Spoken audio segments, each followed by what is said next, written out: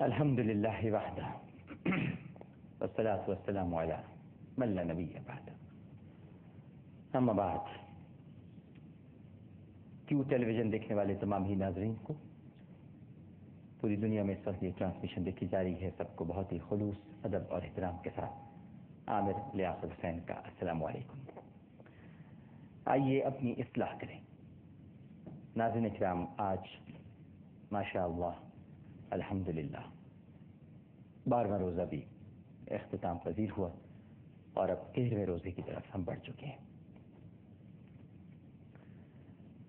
تھوڑی دیر کے بعد پاکستان کے وقت کے مطابق رات کے 12 بجیں گے اور پھر 14 اگست یعنی یوم آزادی پاکستان کے نغمے بھی فضا میں گونجنے لگیں گے. یہ دن بھی گزر جائے گا اور شاید ہم پھر وہیں کے وہیں کھڑے رہ جائیں گے. پاکستان ہم نے بڑی قربانیوں کے بعد حاصل کیا اور یہ اللہ سبحانہ و تعالی نے رمضان مبارک میں ہمیں تحفہ عطا فرمایا. اب یہ ہم پر منحصر ہے کہ ہم نے اس تحفے کی کس حد تک قدر کرنی ہے، کس طرح اس کی تعظیم کرنی ہے اور کیسے اپنے آپ کو تبدیل کرنا ہے.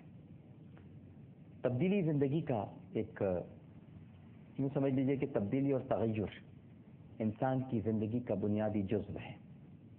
وقت کے ساتھ ساتھ اس میں تبدیلیاں بھی آتی ہیں، تغیرات سے بھی گزرتا ہے اور یقیناً انسان کے اندر بسا اوقات ایسے الگ رنگ نمایاں ہو جاتے ہیں جو شاید بچپن سے اس کی زندگی میں نہیں ہوتے. کبھی ماحول بدلتا ہے، کبھی حالات بدلتے ہیں، کبھی واقعات بدلتے ہیں اور کبھی ایسا بھی ہوتا ہے ناظرین کرام کہ انسان کو تو احساس نہیں ہوتا لیکن وہ خود بخود اپنے اندر تبدیلی محسوس کرنے لگتا ہے. بالکل ایسا ہی ہے کہ ہم یوم آزادی منانے تو جا رہے ہیں لیکن یہ ہمیں اپنے اندر رہ کر وعدہ کرنا ہے یا پھر اپنے ملک کی فضاؤں سے وعدہ کرنا ہے کہ ہم اپنے ملک کی بہتری کے لیے، سلامتی کے لیے، ترقی کے لیے، خوشحالی کے لیے اور ایک بہترین مسلمان بنتے ہوئے، کیونکہ ہم سب سے پہلے ناظرین کرام انسان ہیں اور پھر مسلمان ہیں. اللہ تعالیٰ نے بڑا کرم فرمایا کہ آپ کو آزادی کی نعمت عطا فرما دی، ورنہ تو آپ غریب رہ جاتے. غریب کیا ہوتا ہے؟ جس کے پاس مال اور دولت ہو وہ امیر کہلاتا ہے، جس کے پاس مال و دولت نہ وہ غریب کہلاتا ہے. لیکن غربت صرف اس کو نہیں کہتے ناظرین کرام.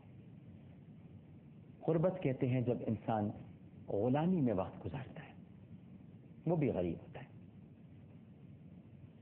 وہ بھی کبھی امیر نہیں کہلاتا، غریب ہی تصور کیا جاتا ہے. سیدنا فاروق اعظم رضی اللہ تعالی عنہ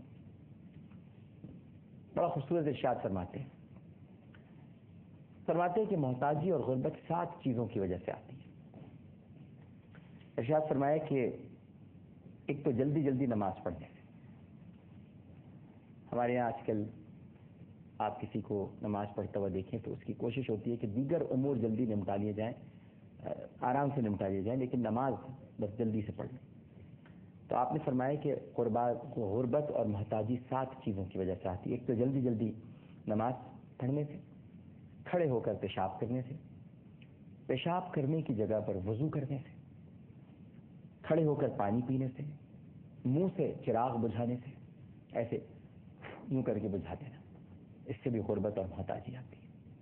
فاروق اعظم رضی اللہ تعالیٰ. اور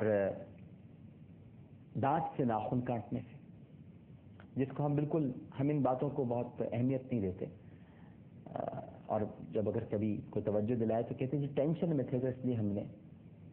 بھائی ٹینشن میں تھے تو دانت سے ناخن کاٹنے کی کیا ضرورت ہے. اور ایک اور بات فرمائی کہ دامن سے یا آستین سے منہ صاف کرنے سے. اب آپ یہ ساری 7 باتیں اگر دیکھیں تو اس میں اخلاقیات کی بھی کمی ہے اور شعور کی بھی آگہی نہیں ہے یہاں پر. اور تیسری جو اہم ترین بات ہے وہ یہ ہے کہ نبی کریم صلی اللہ علیہ وآلہ وسلم نے جو تزکیہ نفس فرمایا ہے اس سے آپ نابلد ہیں.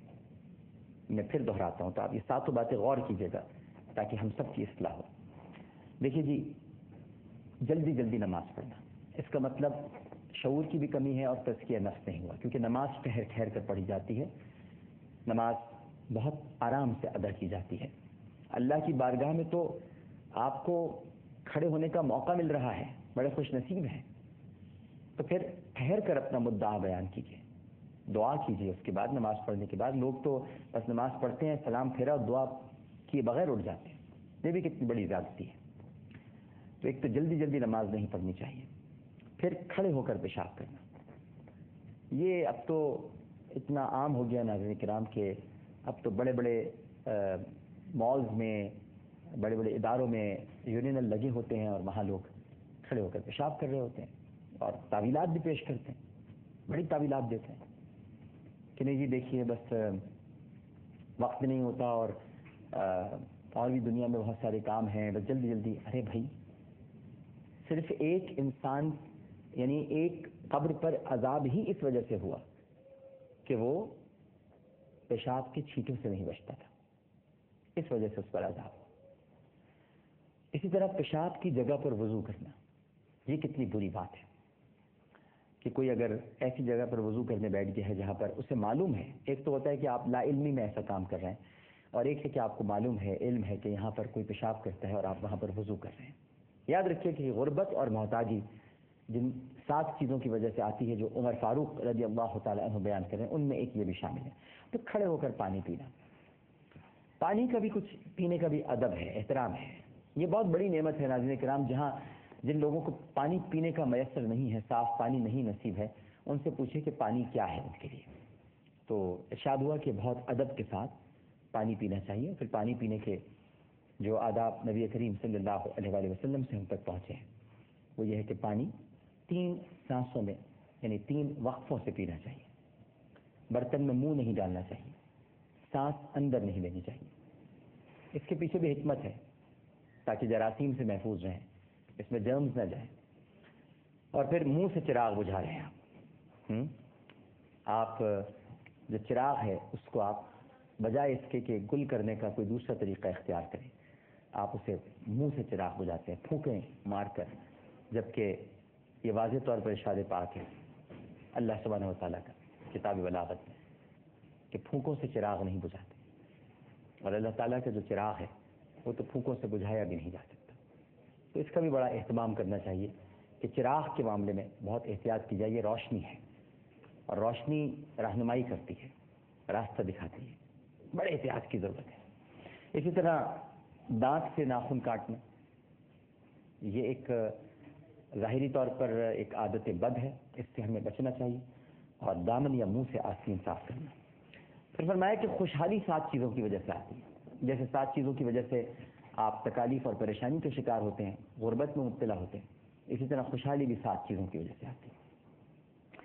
پہلی ہے قرآن کریم کی تلاوت کرنا، 5 وقت کی نماز ادا کرنا اور اللہ کا شکر ادا کرنا، غریبوں اور مجبوروں کی مدد کرنا، گناہوں کی معافی طلب کرنا، ماں باپ اور دیگر رشتہ داروں سے اچھا برتاؤ کرنا،